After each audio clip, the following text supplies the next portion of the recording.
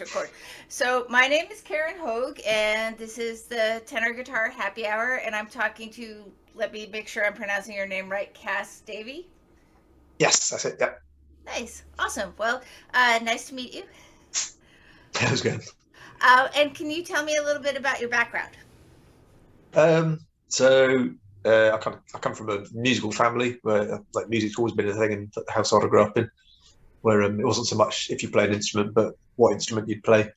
And the family's got a background in got Cayley bands around here, which is like barn dance equivalent in the States, I guess. Um, and the BMG group, which I don't know if you know much about, like the banjo, mandolin, guitar. Oh, Yeah, okay.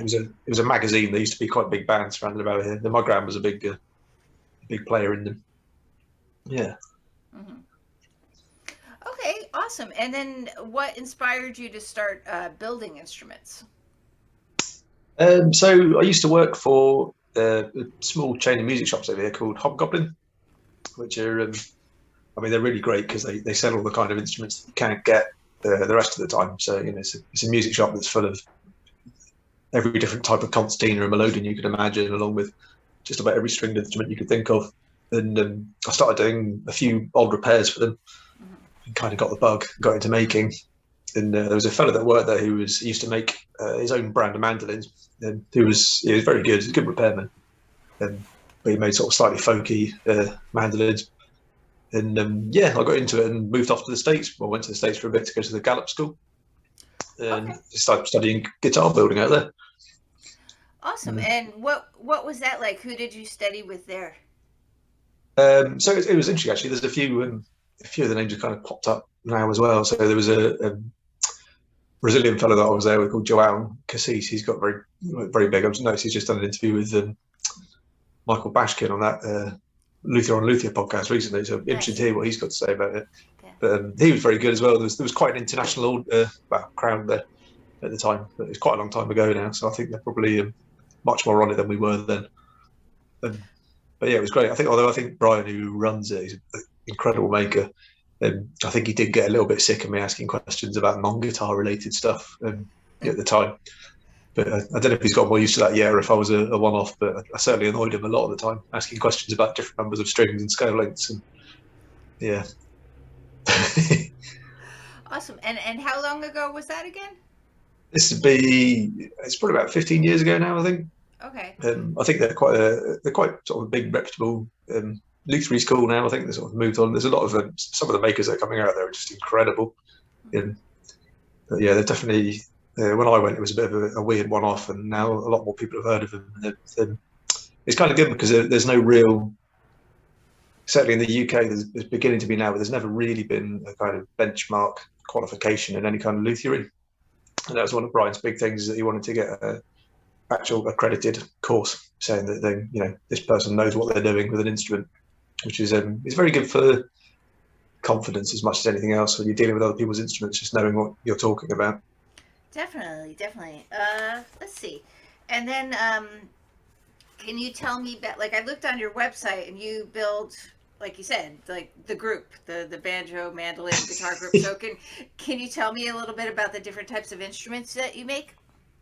Yeah, so there's a kind of so I built the whole mandolin family mostly. I've been getting more into tenor guitars recently, but with the mandolins, it's everything from the mandolin to the tenor mandola, which is the next jump up, same as a viola to a violin, Mm-hmm. and octave mandolins, which are in the States, you've got an octave mandolin. For some reason, they call them octave mandolas over here, which I've never quite got my head around. But after that, everything gets a little bit fuzzy because there is huge conversations, unnecessarily long conversations online of the difference between an Irish bouzouki and an octave mandolin and a sitar and so it's all much of a muchness. But in the normal convention, everything up to about 23 inches in scale length is an octave mandolin thereabouts, and everything around about 25 and up tends to be Irish bouzouki. Mm-hmm. And then sitar, as the modern standard, would be everything with an extra course, so 10 strings. And that fills the full gambit. So I tend to make just about every scale length in between. I made a bit of a rod for my own back doing custom work because people come to me for odd scale lengths, extra wide necks, and the odd. I mean, I built a 9-string mandolin recently, which was quite an interesting one with a bottom single C. Bit of a head scratcher, but yeah, it was good fun. Nice. And then what about the banjo family instruments? Banjos are mostly made just short scale tenors because that's mostly what the call for is around here. There's a lot of sort of Irish, Scottish, Celtic trads played around here, and especially from the banjo band. Well, there's a lot of old banjos left about, so that the people tend to like the shorter scale here because it's easier to reach because they tune into fifths. So it'd be the same as a mandolin effectively, so it's easier to reach. So sort of the short scales around about 21 inches. Okay. So quite a lot shorter than a standard American. Yeah. Do you ever make 5-string banjos? I've not yet. No, I keep tempting with the idea, but I said it's one of those things where I don't think it's a world of sort of spreading yourself too thin and trying to do. In some ways, I think it'd be nice to be able to concentrate on one, but I think my concentration's been mainly on the weird mandolin family instruments. So yeah, I mean there'll be a few banjos in the future, I expect still, but yeah, I wouldn't call myself a specialist in that area. Okay. What about more into the moan, really. What about the guitars? Guitars, yes.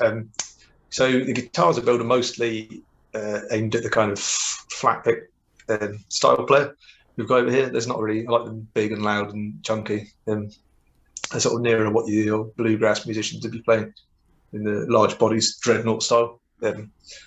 Usually with a good cutaway. I mean, I've got a couple with sort of slightly ridiculous cutaways, which was just done for the fun of it, really. But yeah, they've got quite popular because there's something about the guitar that the difference between being loud and the fuller sound, but also having a certain amount of you want it to be articulate and to be able to hear the full width of the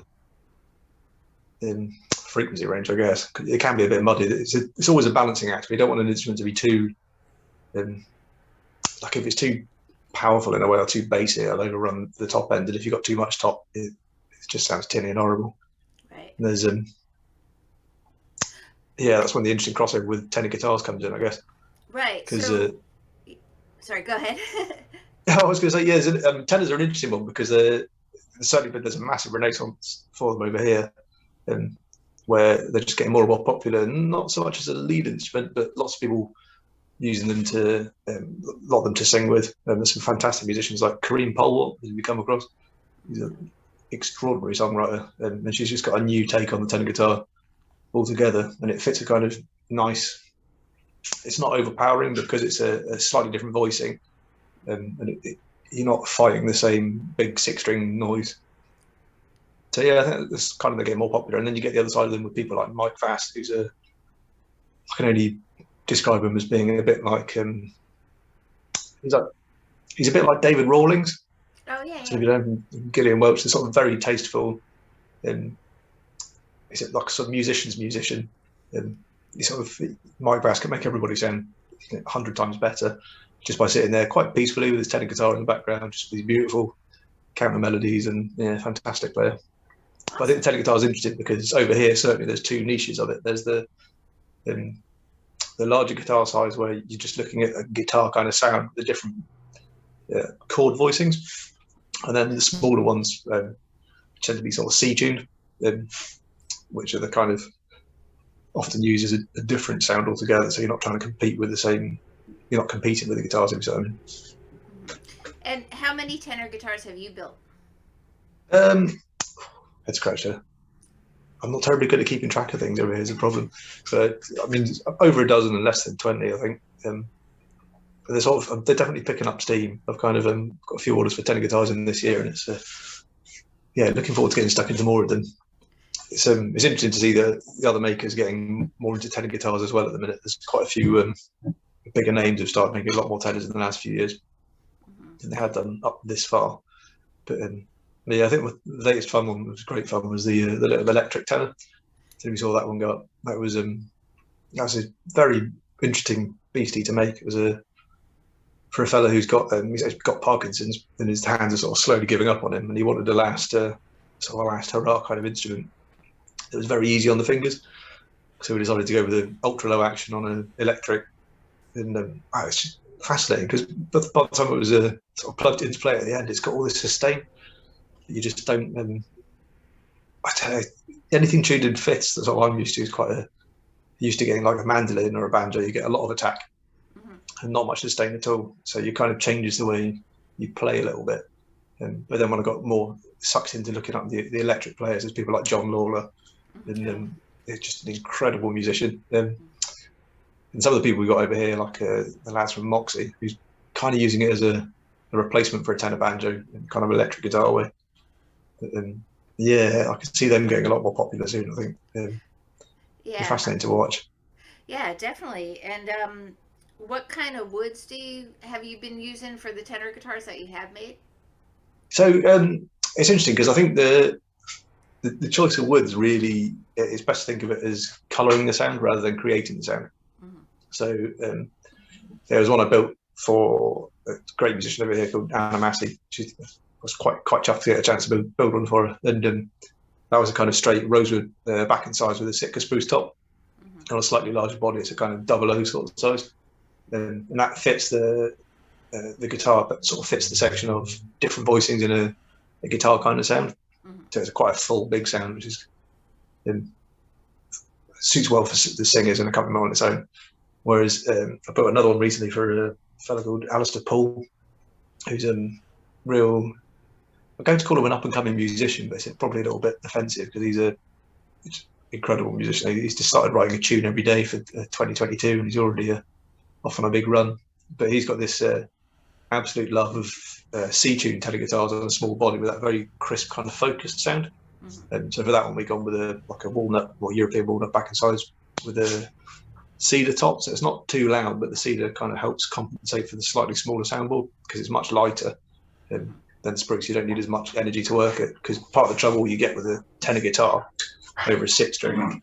Sorry, my dog's making herself known. Is you've not got as much tension, so you haven't got as much energy pulling on the soundboard. So you do need to build them a lot lighter, well, almost a third lighter. So it depends on what you're stringing it with, than a standard 6-string. So I mean, there is opportunity to play with the woods around a little bit from that point of view, but it is mostly cosmetic. There's this thing that's always made me chuckle, especially when I was in the shop, where people would say they'd always come in and they look for a guitar that sounds the best and plays the best, and they weren't interested in what it looked like. And you could show them a beaten up old Harmony, and they wouldn't touch it with a barge pole. I guarantee if they blind tested it, it would come out on top. So I think you do need something that kind of takes your eye, you find attractive, because it makes you want to pick it up and play it. That's the important bit, really. Oh, definitely. And then I saw on your website you had one that was all mahogany. Yes, yeah, that was a funny little one. It was because Martin used to make all mahogany guitars. There's a couple of well-known players over here that play the all mahogany ones. So Kareem Paul being one of them, and Seth Lakeman, you might have come across. He's the kind of English singer-songwriter in the sort of folky.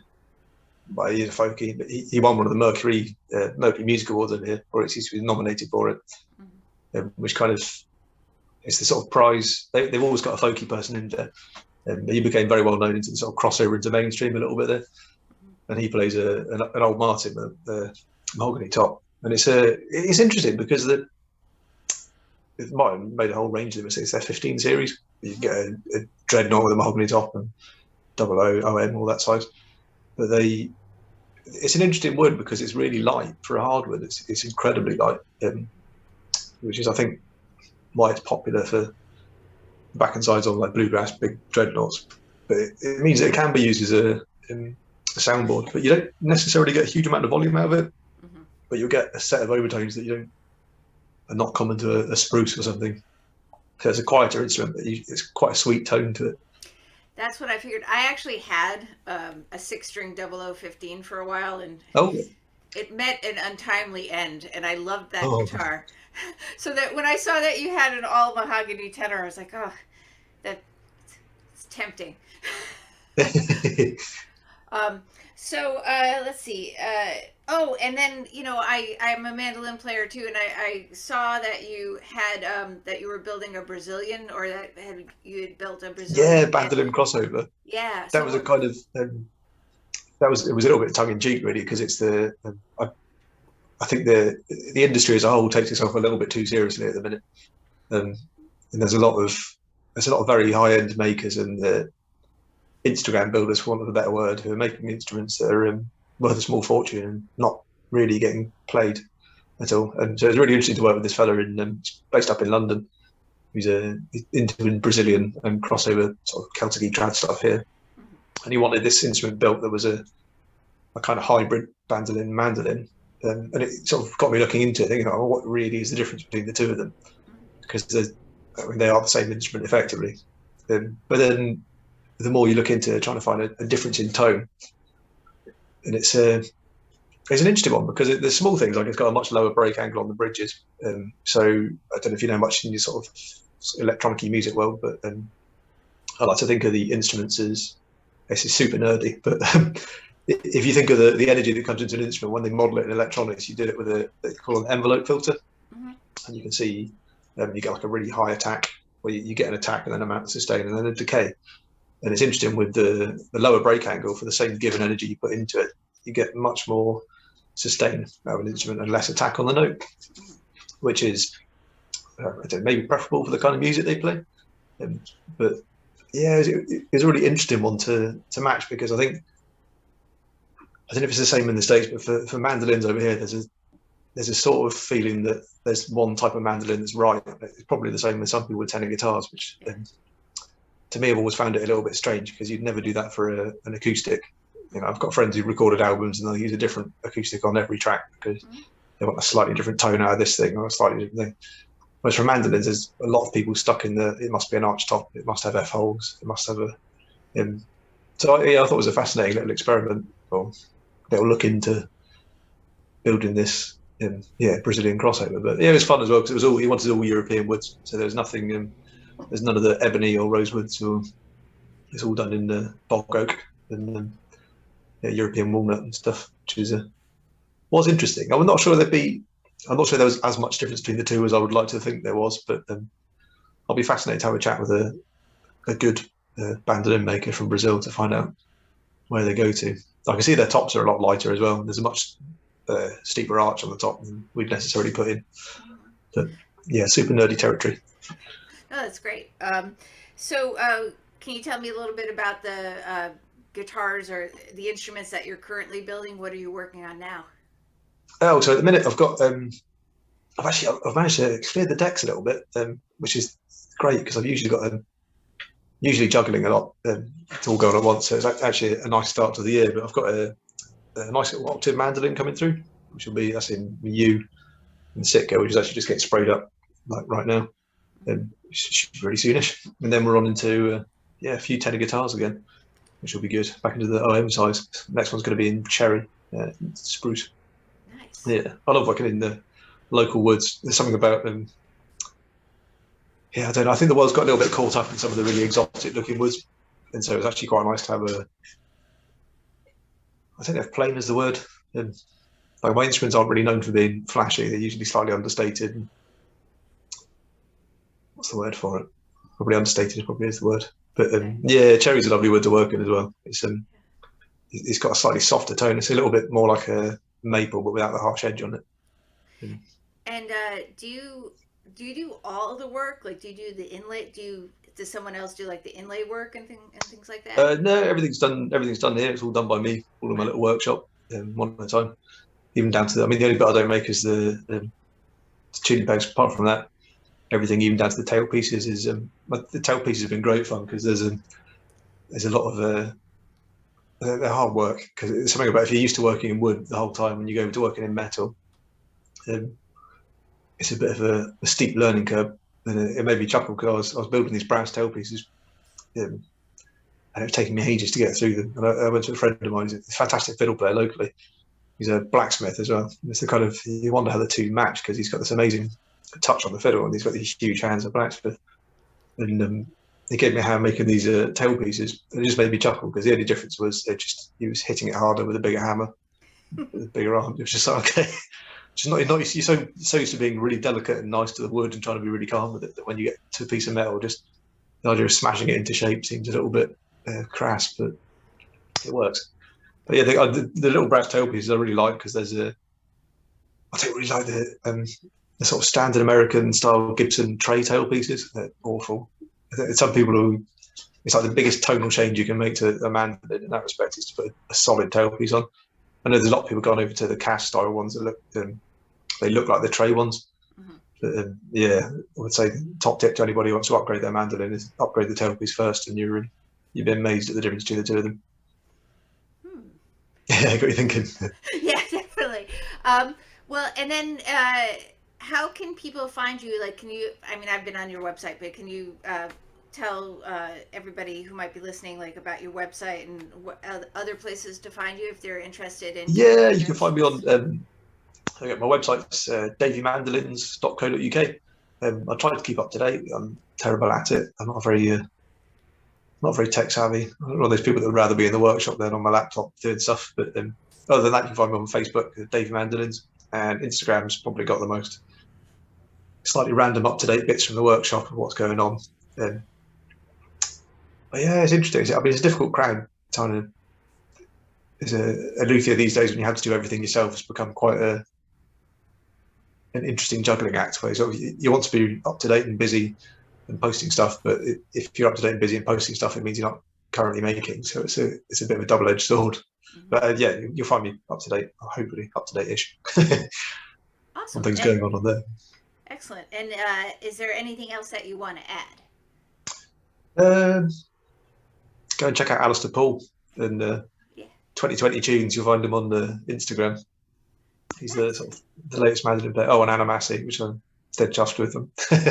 She's a fantastic player. He's really a treat to listen to on tenor guitar. Great. Awesome. Well, thank you so much. And don't hang up just yet, but we'll press stop on the record button. And thank you for talking with me. Yes, thank you.